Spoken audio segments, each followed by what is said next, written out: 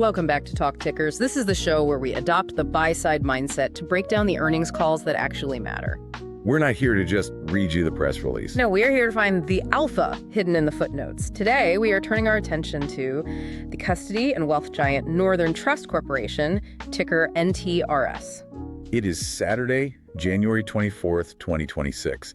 And if you're listening to this, you're probably looking for an edge that goes beyond the headline numbers, especially given the market action we saw yesterday. Exactly. We are stripping down the Q4 2025 earnings, which just dropped. And look, normally a custody bank earnings call might sound, well, like a cure for insomnia. Right. It's usually all basis points and back office plumbing. Very dry stuff. But this one felt different. The stock actually printed an all-time high of $157.60 intraday right after the release. It did, although it's worth noting it cooled off into the close. We saw that classic sell the news fade after a pre-market pop of over 2%. Sure, but that initial pop tells you something. It tells you the market is paying attention. And that's really the angle we're looking at today. This isn't just about interest rates or deposit betas anymore. It's about execution. That's the word. Management is using words like durability. They're trying to prove they can drive the P&L through, self-help measures rather than just waiting for the Fed or the markets to do the work for them. And the results seem to back that up. We're talking a beat on the top and bottom lines, record net interest income, and my personal favorite, they actually raised their medium-term targets. We have to ask, is this real or is it just some accounting magic? That is the key question. So let's start with a snapshot before we get into the heavy machinery. The headline numbers were undeniably strong. GAAP EPS came in at $2.42. Which beat the consensus of $2.36. A solid beat. But we know the drill with bank earnings. The headline number is rarely the real number. You always have to dig into the adjustment. Precisely. So revenue came in at $2.136 billion on a fully taxable equivalent basis, or FTE. Okay, let's just pause there for a second. For anyone newer to bank analysis, FTE is one of those acronyms that gets thrown around. It is. All it means is they're adjusting the revenue number to account for tax-exempt assets, like municipal bonds. So you can compare it apples to apples with their taxable stuff. It just levels the playing field. Exactly. So that FTE revenue, it's up 8% year over year, and return on equity was at a very healthy 15.4% for the quarter. But to your point about the real number, there was a lot of noise this quarter, wasn't there? A ton of noise. If you just looked at the GAAP number, you'd miss the story. To get to the clean operating number, you have to strip out about $69 million in net unfavorable notable items. Okay, what are we looking at there? Usually notable items is just code for mistakes we paid for. Well, in this case, it's mostly costs of improvement. The big one was a $58.8 million severance charge. Ah, so that's the cost of getting leaner. It ties into the whole efficiency story. Right. But then there's a $19.2 million expense related to a Visa Class B swap.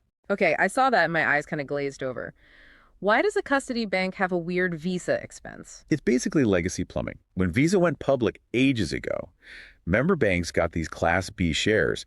The catch is they're tied to litigation protection for Visa. They're totally illiquid. So you can't just sell them. You can't. And cleaning them up or swapping them for liquid shares often costs money or triggers an accounting hit. So it's just financial housekeeping. Got it. So ignore the Visa swap. And regarding the severance, we add that back for the operating view, but we have to remember real cash went out the door. Right. And on the flip side, they had a $9.5 million release from the FDIC special assessment. So net, it was messy on paper, but if you squint, the underlying power was there. And the scale metrics back that up. This is the part that always just floors me. The numbers are huge. Assets under custody and administration of UCA hit $18.7 trillion. Trillion with a T. Up 11% year over year. I mean, let's just put that in context. The U.S. GDP is, about $29 trillion? They are custodying assets worth 2/3 of the American economy. It is the definition of systemic importance. And assets under management hit $1.8 trillion, up 12%. When you have that kind of scale, tiny improvements in efficiency print millions of dollars in profit. Which leads us perfectly into the first big theme, the pivot to this one Northern Trust idea. Now, usually when a bank talks about a strategic pivot, I check my watch. It sounds like corporate buzzword bingo. It often is. But I think it's actually the most critical part of the bull case here. I agree. Look, for a long time, the knock on Northern Trust, and frankly its peers, was expense bloat. They were known for that white glove service.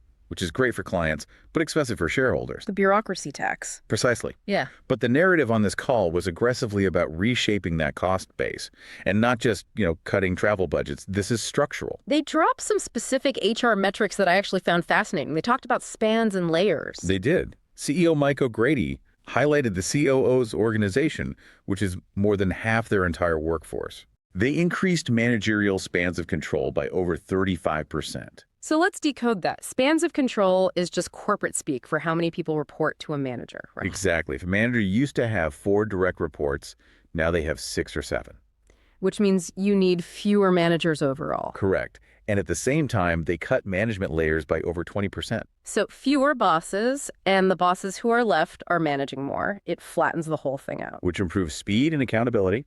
Information moves faster, and the financial impact is real. They generated productivity savings equal to about 4% of their expense base in 2025. 4% of the expense base is a massive number for a bank this size. But I have to play devil's advocate. Is this just firing people to boost EPS for a few quarters? Is there a risk they're cutting into the muscle? That is always the risk. But here is where it gets interesting. For 2026, they are raising that productivity target by another 10%. Wow. This signals that the cuts weren't a one-and-done thing. They believe they are re-engineering the bank's metabolism. And this ties into a major shift in guidance from the CFO, Dave Fox. He seemed to be changing how they talk to Wall Street about spending. He did. He explicitly said they are de-emphasizing a specific expense growth target. In the past, analysts would fixate on, will expenses grow 3% or 4%? Right. Now, the new North Star is just generating positive operating leverage. Which basically means we don't care how much we spend as long as revenue grows faster than our expenses. Exactly. As long as the jaws are open, they are happy. And because of this work, they felt confident enough to raise their medium-term targets. They're now aiming for a 33% pre-tax margin and a mid-teens return on equity. A 33% pre-tax margin is a serious number. That's putting them in some pretty rarefied air. It is a high bar. It implies they believe this is a permanent change in their operating model. Okay, so moving from saving money to making money, let's talk about theme 2, which I think is the sexier part of the business. Wealth management, specifically their uber-rich moat. The Global Family Office, or GFO, this is the jewel in the crown. They reported record new business in 2025 for this unit. And they mentioned something called Family Office Solutions, or FOS. Help the listener understand the demographic here. We aren't talking about your dentist with a nice 401k. No, not even close. This is the play for the centimillionaire demographic. So think families with more than $100 million in net worth, but maybe less than $1 billion. The working rich. In a way, yes. These families have incredibly complex problems. Private jets, multiple homes, complex trusts, foundations, but they might not be big enough to justify hiring their own CIO, CTO, and a full compliance staff. So Northern Trust steps in and says, don't build your own office, just rent ours. Basically, family office is a service. And management said this unit exceeded its goals. It's a massive growth engine because that demographic, the 100 million to 500 million range, is growing faster than almost any other slice of the wealth pyramid. And we saw some huge money moving late in the quarter, Ray. We did. They brought in $5 billion in flows into GFO very late in the quarter. So that didn't really hit Q4 revenue much. Not really, but it sets up Q1 of 2026 very nicely. That's fees that start billing on day 1 of January. It wasn't all perfect, though. We have to be balanced. Trust fees were up 6%, which is good, but they did mention product pressure in GFO. What does that actually mean? It means pricing power is tough at the very top. These clients are ultra sophisticated. They negotiate. If you bring $500 million to a bank, you demand the lowest fees. So it's a volume game. You win the assets, but you might make a little less on each dollar. Exactly. Also, there was a drag on loan balances because of a large GFO loan repayment. Which sounds bad on the surface. But it's just the nature of the business. Sometimes a client pays off a $50 million loan in cash just because they feel like it. Makes the loan book lumpy. Okay, that brings us to theme 3, asset servicing and the yield story. This is where we found maybe the most bizarre detail of the entire call. The government shutdown anomaly, it was really fascinating. So set the scene. Net interest income, or NII, hit a record $654 million, up 14% year over year. Why? Well, primarily because deposits surged in Q4. But when explaining why they surged, management dropped this nugget. They said cash hoarding occurred partly because of that 43-day government shutdown. Right, because during a shutdown, there's no economic data being released. Think about that for a second. You are a massive pension fund. The U.S. government is shut down. The Bureau of Labor Statistics isn't publishing jobs reports. The Commerce Department is dark. You are flying completely blind. You're flying blind on inflation, jobs, growth. The entire feedback loop of the market is broken. So what do? You don't do anything. You sit in cash. You sit in cash at the safest bank you can find. And for many, that is Northern Trust. It's a flight to quality.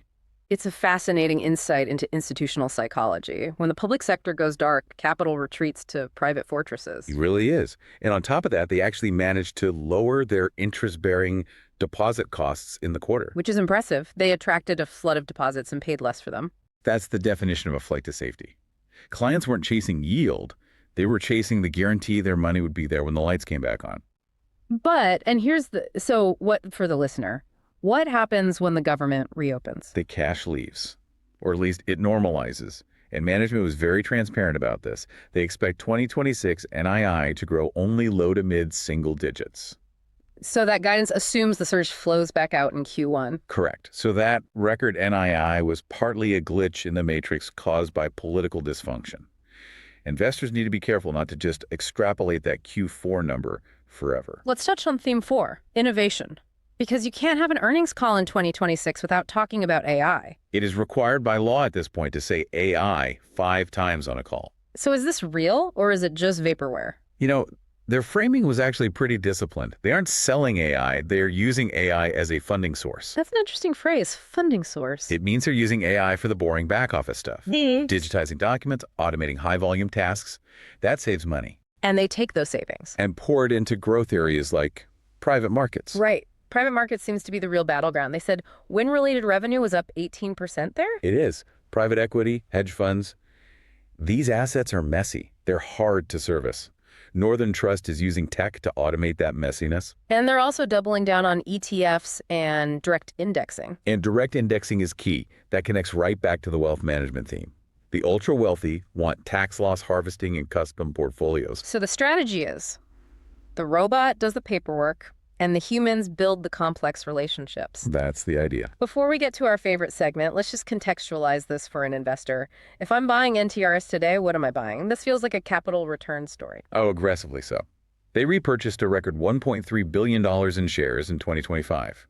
The total payout ratio, that's dividends plus buybacks, was 111% of earnings. Wait, 111%? They're paying out more than they make? For now, yeah. They're drawing down excess capital, and guidance is to return more than 100% of earnings to shareholders again in 2026.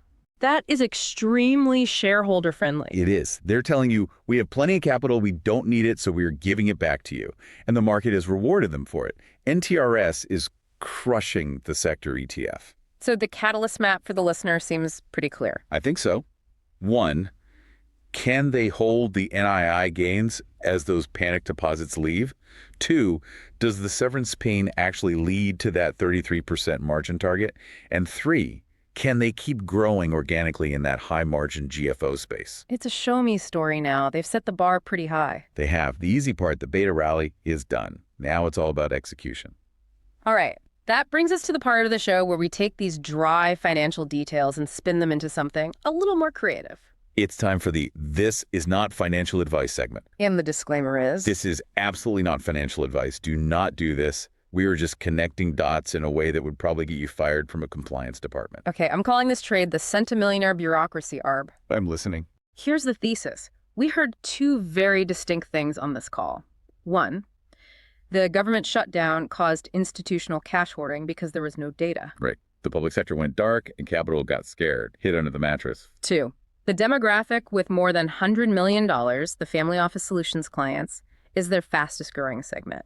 These are people rich enough to basically opt out of normal systems. Also correct. So the trade is long Northern Trust and short a broad government bond ETF. Wow, that is aggressive. Walk me through the logic. You are betting on the privatization of stability. Yeah. As public institutions become less reliable, data blackouts, shutdowns, whatever, the ultra-wealthy don't rely on the state. They seek shelter. They move into complex private markets and private banks that NTRS services. So you're saying public sector volatility is actually a feature, not a bug for their business model. Exactly. When the government shuts down, Northern Trust gets deposits. When the data is dark, The rich get defensive and pay them fees for safety. Meanwhile, all that dysfunction creates volatility in the bond market. So you ride the fee-based fortress of the super rich while shorting the source of the macro noise. It's cynical, I know. It assumes a degradation of public institutions drives value to private fortresses. It's the centimillionaire bureaucracy arb. It's outrageous, and if you actually knew who was hoarding the cash, it would definitely be illegal. Oh, for sure. But as a thematic play on the era of the sovereign individual versus the dysfunctional state, it is. Well, it's logically consistent. But definitely not financial advice. Definitely not. So, to wrap this up, Northern Trust delivered what we're calling a durability-proof quarter. They're cutting fat, they're leaning into AI to fund growth, and they are banking the richest families on Earth. They are.